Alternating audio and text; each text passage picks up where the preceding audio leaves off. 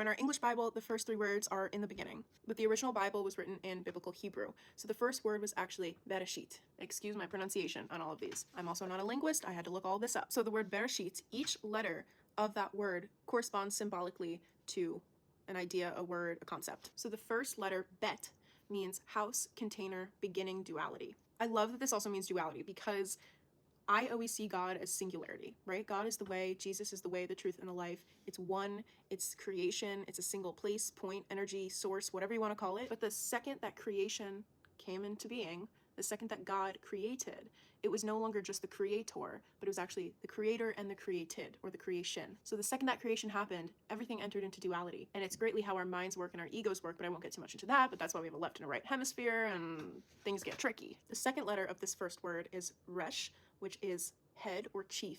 The third letter is Aleph, or Elf, which means unity and divine source. The fourth letter is Shin, which means fire, transformation. The fifth letter is Yod, or Yod, which is hand, spark, seed.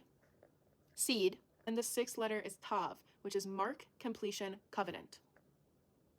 This is the whole Bible in the first word of the Old Testament, before the life of Jesus, before anything, right? This first word of the living word of God told the story of the entire Bible. And what's even cooler is that the first two letters, Bet and Resh, when you put them together, in Aramaic, it means sun. And in the biblical Hebrew, which is what the original Bible was written in, it loosely or more poetically means pure. So the first two letters of the first word of the Word of God can be interpreted as pure sun.